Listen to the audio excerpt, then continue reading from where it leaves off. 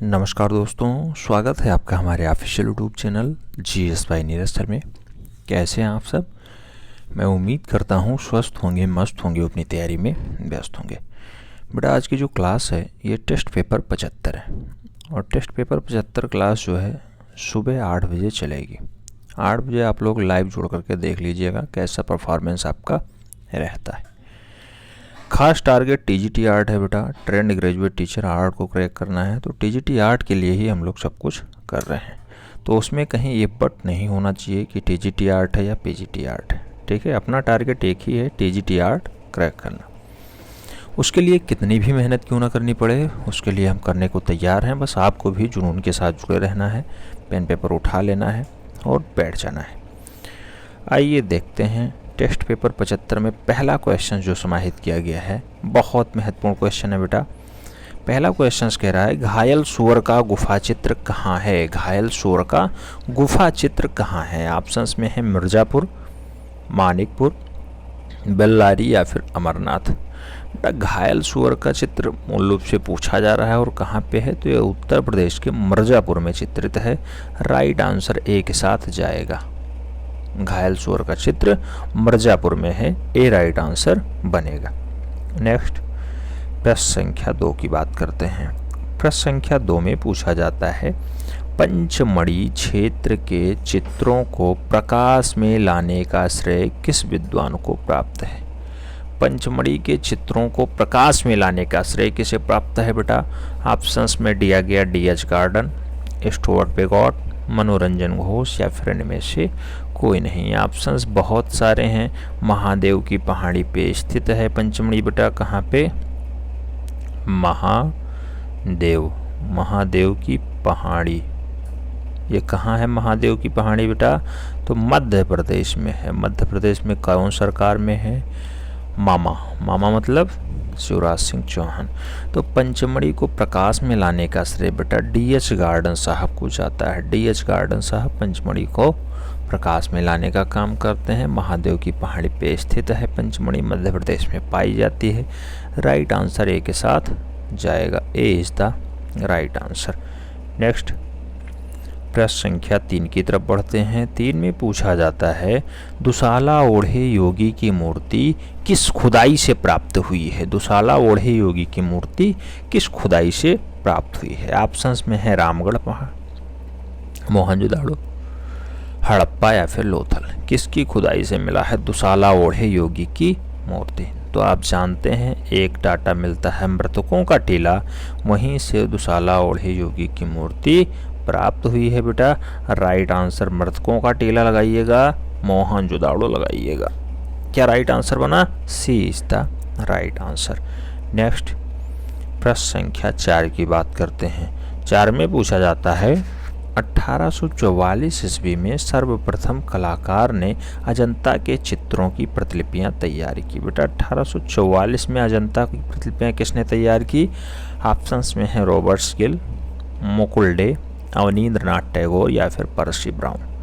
1844 की बात होती है, अजंता महाराष्ट्र वाली, उसकी प्रतिलिपियां रॉबर्ट गिल साहब आते हैं और वो तैयार करते हैं। तो रॉबर्ट गिल राइट आंसर बनेगा। ए राइट आंसर हो जा रहा है। हमें उम्मीद है आप लोग लाइव कमेंट बताते होंगे कितने क्वेश्चन सही जा रहे हैं, किसका कौन सा सही आंसर बन रहा है। प्रश्न संख्या 5 की तरफ बढ़ते हैं। 5 में पूछा जाता है बाघ जिले में स्थित बाघ गुफा किस राज्य में स्थित है?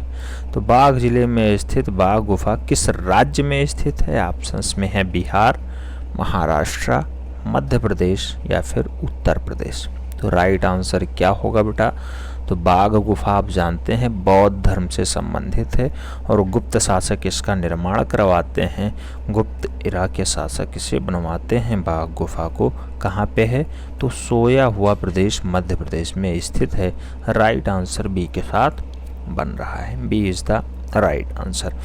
नेक्स्ट प्रश्न संख्या 6 की तरफ बढ़ते हैं। 6 में पूछ लिया जाता है भारतीय चित्रकला में ऋतु संबंधी चित्रों को क्या कहते हैं? ऋतु संबंधी चित्रों को क्या कहते हैं? नायिका भेद कहते हैं, आशुका कहते हैं, बारहमासा कहते हैं या फिर इनमें से कोई नहीं।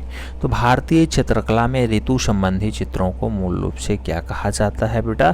तो मूल रूप से 12 मासा उसे पुकारा जाता है। ऋतु संबंधी चित्रण 12 मासा कहलाते हैं। तो राइट आंसर बी के साथ बनेगा। B is the right answer. B is the right answer. Next प्रश्न संख्या 7 की तरफ पढ़ते हैं। 7 में पूछा जाता है मुगल शैली में रंग किससे बनाए जाते थे? मुगल शैली में रंग किससे बनाए जाते थे? ऑप्शंस में है फूलों से, पत्तियों से, खनिजों से या फिर इनमें से कोई नहीं। तो मुगल शैली में जो प्रयुक्त रंग हैं बेटा, एक तो वानस्पतिक रंग होता था, एक जो है वानस्पतिक रंग होता था, दूसरा कौन सा होता था बेटा? रासायनिक रंग होता था, रासायनिक।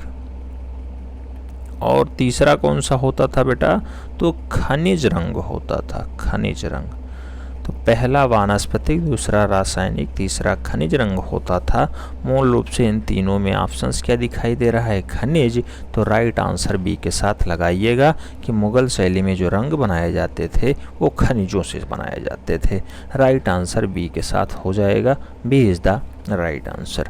नेक्स्ट प्रश्न संख्या 8 की बात करते हैं। 8 में पूछा जाता है उस्ताद मंसूर की श्रेष्ठ कृतियां हैं। श्रेष्ठ कृतियां कौन सी हैं बेटा?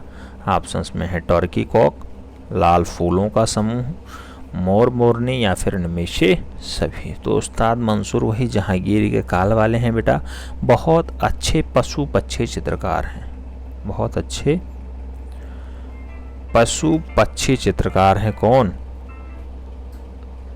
उस्ताद मंसूर। और उस्ताद मंसूर ने क्या क्या बनाया?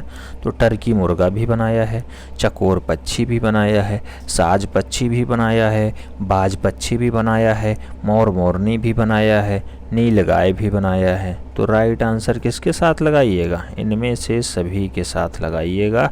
राइट आंसर डी के साथ बन रहा है। D is the right answer. D is the right answer. Next प्रश्न संख्या 9 की बात करते हैं। 9 में पूछा जाता है किन दो शैलियों के समन्वय से मुगल कला का आरंभ हुआ है? कौन सी दो शैलियां मिलती हैं तो मुगल कला बनता है?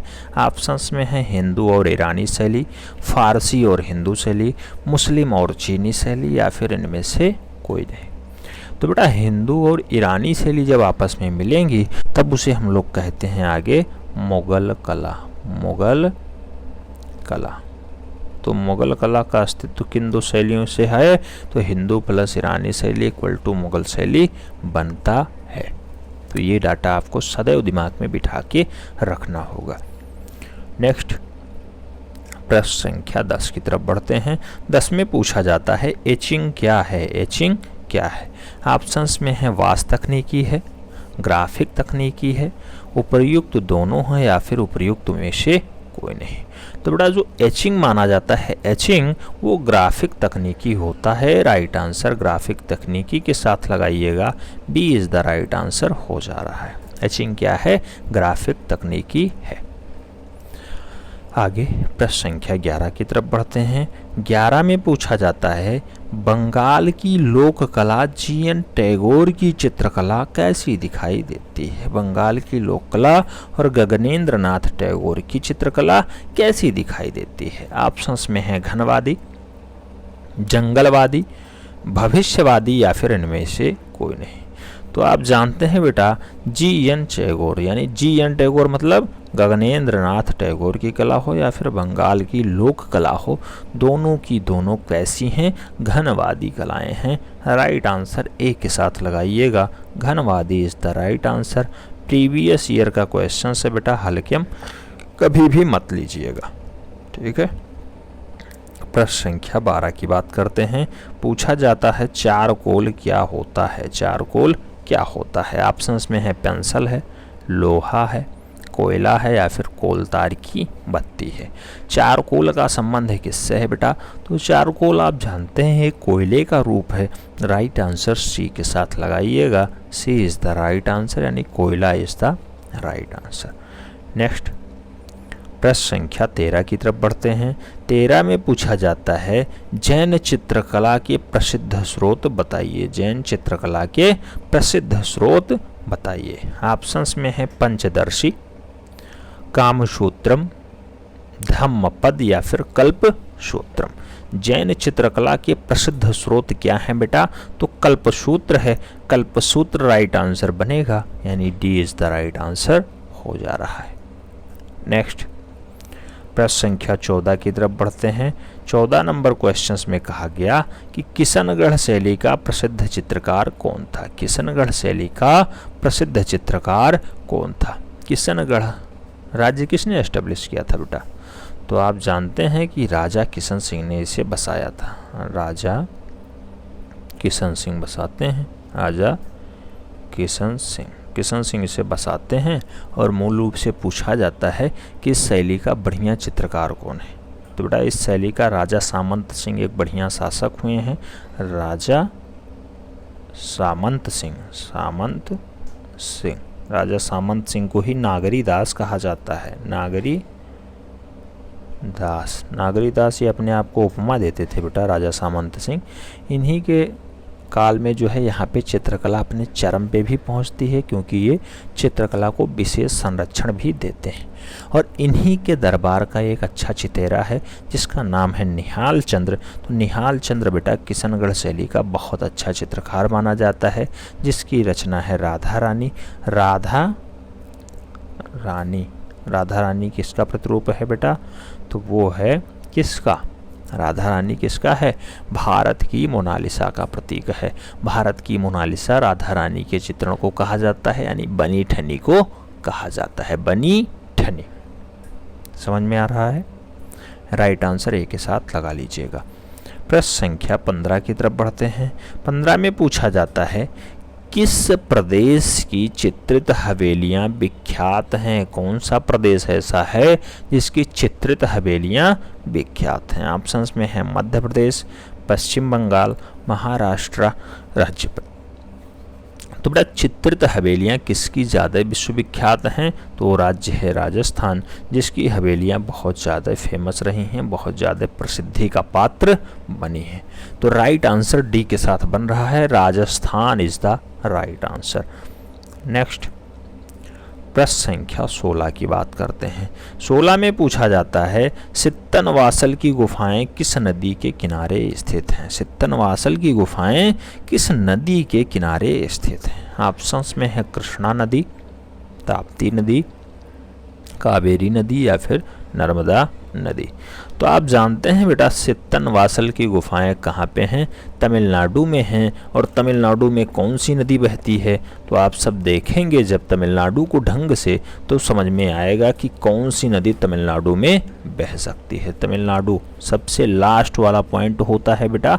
और सबसे लास्ट में आप जानते हैं कि भारत का ये वाला बेल्ट होता है, ये इस साइड का हिस्सा केरला कहलाता है, ये वाला है केरल और ये वाला है तमिलनाडु। तो तमिलनाडु के कुड्डाकुलर से एक नदी निकलती है। कुड्डाकुलर से बेटा एक नदी निकलती है यहाँ से। तो यहाँ से एक नदी निकलती है, ऐसे जाती है, ऐसे होकर के घूम के ऐसे। तो इसका नाम होता है बेटा कावेरी नदी। तो बहुत बार कृष्णा नदी राइट आंसर माना गया है, बहुत बार कावेरी। लेकिन ये याद रखना है कि जब तमिलनाडु में कृष्णा नदी बहती ही नहीं है तो कैसे राइट आंसर आप उसे मान लेंगे? कृष्णा नदी बेटा आंध्र प्रदेश में बहती है, कर्नाटका में बहती है और महाराष्ट्र में बहती है। तो महाराष्ट्र, कर्नाटका, आंध्र प्रदेश, थोड़ा सा हिस्सा तेलंगाना का, क्योंकि अब तेलंगाना 2 जून 2014 से अलग हो गया, तो उसमें भी बहती है कौन सी नदी? कृष्णा नदी। लेकिन यहाँ पे सित्तनवासल में कावेरी नदी बहती है। तो कावेरी नदी राइट आंसर लगाइएगा बेटा। आयोग भी कावेरी नदी ही राइट आंसर मानेगा। ठीक है, कुडाकुलर के पास से कावेरी निकलती है, आराम से ऐसे होकर के जाते जाते कहाँ निकलती है? मैसूर कहाँ पड़ता है? कर्नाटका में पड़ता है। तो ऐसे निकलते आराम से मैसूर होते आगे बढ़ जाती है। और ये कहाँ जाती है? तो इस बेल्ट में जाती है, लक्षद्वीप वाले बेल्ट में। ठीक है, तो इधर अरब सागर पड़ता है, इधर तो बंगाल की खाली पड़ती है, इधर अरब सागर पड़ता है। तो कावेरी नदी अरब सागर में गिर जाती है। ठीक है, तो सित्तनवासल की गुफाएं किस नदी के किनारे हैं? कावेरी नदी के किनारे हैं, क्योंकि सित्तनवासल की गुफाएं किस राज्य में है बेटा? तमिलनाडु में है, तमिलनाडु में। तो राइट आंसर बी के साथ लगाइएगा। प्रश्न संख्या 17 की बात करते हैं। 17 में पूछा जाता है अजंता में पारिक्षेप्य का किस रूप में प्रयोग हुआ है? पारिक्षेप्य का किस रूप में प्रयोग हुआ है बेटा? ऑप्शंस में है वास्तविक रूप में, व्यवहारिक रूप में, काल्पनिक रूप में, या फिर इनमें से कोई नहीं। तो अजंता में पारिक्षेप्य के बारे में पूछा गया है बेटा, यहाँ पे काल्पनिक रूप में दर्शाया गया है। राइट आंसर बी के साथ बन रहा है, काल्पनिक रूप इज द राइट आंसर। प्रश्न संख्या 18 की बात करते हैं। 18 में पूछा जाता है आर्यन टैगोर, रविंद्रनाथ टैगोर के चित्रों का पहला प्रदर्शनी 1930 में कहाँ हुआ? ऑप्शंस में है पेरिस में, मुंबई में, जापान में, या फिर कोलकाता में। तो बेटा रविंद्रनाथ टैगोर के चित्रों की प्रथम प्रदर्शनी पूछा जा रहा है जो 1930 में होती है। कहाँ पे होती है? तो पिंगाल गैलरी कहाँ है? पिंगाल गैलरी कहाँ है? गैलरी ऑफ पिंगाल या फिर पिंगाल गैलरी मूल रूप से कहाँ पे है? तो पेरिस में है बेटा। पेरिस में ही पिंगाल गैलरी में पहली प्रदर्शनी आयोजित होती है, पिंगाल गैलरी। ठीक है, तो इतना डाटा इंपॉर्टेंट है। राइट आंसर ए के साथ लगाइएगा। ये रविंद्रनाथ टैगोर की बात हो रही है बेटा, आर्यन टैगोर। ठीक है, रविंद्रनाथ टैगोर। प्रश्न संख्या 19 की बात करते हैं। 19 में पूछा जाता है कि बाघ गुफाओं में रंग महल किस नंबर की गुफा है? बेटा बाघ गुफा में आप जानते हैं कि अलग अलग गुफाएं हैं। रंग महल किस नंबर की गुफा है? ऑप्शंस में है चौथी गुफा, तीसरी गुफा, पांचवी गुफा, या फिर पहली गुफा। बेटा रंग महल के बारे में अगर पूछा गया है तो आपको याद रखना है कि ये चौथे क्रम की गुफा है, चौथी गुफा मानी जाएगी। बाघ में टोटल 9 गुफाएं पाई जाती हैं। 9 की 9 गुफाएं कैसी हैं? बिहार गुफाएं हैं। केवल 4 या 5 गुफाओं में छिद्र मिलते हैं।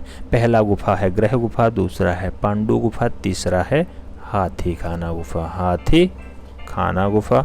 और हाथी खाना के बाद कौन आता है बेटा? रंग महल ही आता है। चौथे क्रम पे रंग महल आ जाता है, तीसरे क्रम पे हाथी खाना आता है, और 5वें क्रम पे पाठशाला आ जाता है, पाठशाला आ जाता है। तो याद रखना है, राइट आंसर ए के साथ बन रहा है। लास्ट क्वेश्चन कह रहा है 2 बिंदुओं के बीच की दूरी कहलाती है। 2 बिंदुओं के बीच की दूरी क्या कहलाती है बेटा? ऑप्शंस में है क्षय वृद्धि, रेखा, पोत, या फिर रूप। तो बेटा 2 बिंदुओं की बीच की दूरी, ये 2 बिंदु हैं, इन्हें आपस में मिला देंगे तो रेखा का निर्माण होगा। राइट आंसर सी के साथ बनेगा। रेखा इज द राइट आंसर, यानी सी इज द राइट आंसर। तो बड़ा टेस्ट पेपर 75 आपका कैसा रहा? कमेंट के माध्यम से बताइएगा। कितने क्वेश्चंस आपके एकदम फिट बैठ रहे हैं? उम्मीद करता हूँ यहाँ से भी आपको बहुत कुछ सीखने को मिलेगा। मिलते हैं नेक्स्ट वीडियो में, तब तक के लिए जय हिंद।